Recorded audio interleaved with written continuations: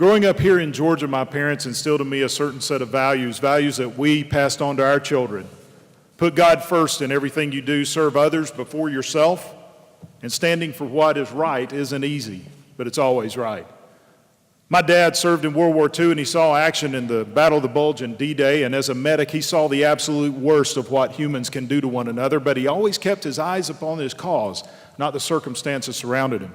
Another rule of life that my dad passed on to me that I have passed on to my children, which is never complain. Complaining never accomplishes anything. If there's something you don't like, he said, son, you can do something to change the situation or just accept it as inevitable and go on with your life, but never complain. In 2004, when I saw my state government going in the wrong direction, I heeded my father's advice. And I took my experience as a husband and a father, a small business owner, and a veteran to the state capitol in Atlanta, where I served in the House and the Senate, and I consistently stood firm on those core American values of faith, family, and freedom. And because of that consistent stance on those issues, I became known as one of the foremost conservative leaders in the state. On July 22nd, you're going to have a decision to make. And that decision shouldn't be made on who had the best soundbite or who made the most boisterous campaign speech. But that decision should be, who do you trust? Who do you trust that can go to Washington and will live the values that they espoused in the campaign? Who do you trust that will go to Washington and work with other congressmen to actually come up with solutions for the issues that we face here in America? Who do you trust that will consistently stand firm for the values that have made America strong? And who do you trust will go to Washington and put the Constitution and the values of this district first, not grandstanding just to get on television or to be the news story of the day? And who do you trust when the microscope of this campaign and the scrutiny of this election is over with will consistently represent you in Washington, D.C.? There are several national conservative organizations, and the overwhelming majority of these organizations have looked into our voting records and they've looked into our campaigns. And virtually every one of them said, we stand with Barry.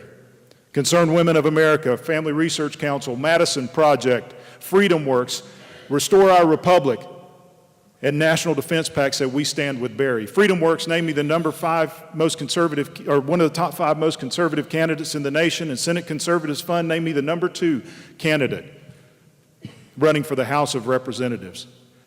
Dozens of local elected officials have said, we stand with Barry to represent the issues that are important to this district, such as Dobbins.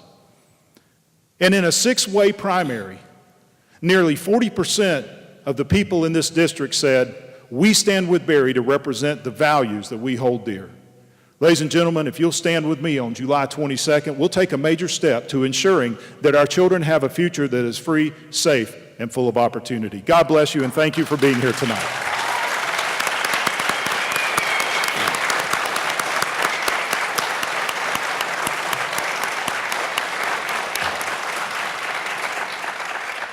Your closing, Mr. Barr. Thank you. Maybe I missed something, but conservative groups saying they've looked into a voting record for somebody that hasn't cast a single vote and they like that voting record doesn't tell me, and I don't think it tells you an awful lot. Now, I have cast over 5,000 or right about 5,000 votes during my prior service in the Congress. It's there. My wife Jerry is here this evening. Our kids are here this evening. My best friend is here this evening. And they followed my career very carefully. They let me know every now and then when I cast a vote that they didn't agree with. So even my wife doesn't agree with every vote that I cast.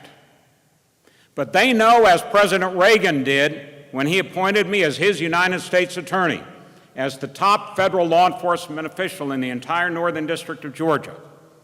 And they know as well, as did the voters of the old 7th District of Georgia, when they elected me to the Congress in 1994 and 3 times thereafter in re-elections, that even though they may not agree with every vote that Bob Barr took, or every position paper or position that I articulated, they knew that when the chips were down, Bob Barr would be there fighting for them, fighting for the Constitution, fighting for the rights of this district, fighting for the rights of Georgians, fighting for jobs, fighting for Lockheed, and winning those battles time after time after time.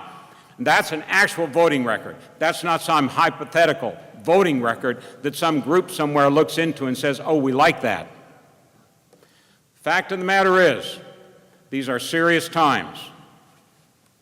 Whether we look at the deterioration of our military abroad and our nation's security, or the deterioration of our economy at home, or the growth of the regulatory state that is strangling businesses large and small here in our very district, we can't wait 30 years. Doesn't do us any good to say, oh, when I go to Congress, I'm going to vote for a constitutional amendment that balances the budget in 30 years. We need folks that will go up there, know how to work the system so that we move our conservative agenda forward now, not in 30 years. When I served in the Congress on your behalf previously, there were those who said, well, those Republican upstarts might be able to balance the budget in 10 years. We did it in 3. We did it by consistency, by hard work, by standing up to an administration and getting the job done. That's what I bring to this job that I'm seeking, and that is why, based on that record, it's not hypothetical, based on that record and your knowing me, working in your behalf for over 3 decades, that Bob Barr will represent the 11th District of Georgia well and move our conservative agenda forward. Thank you very much.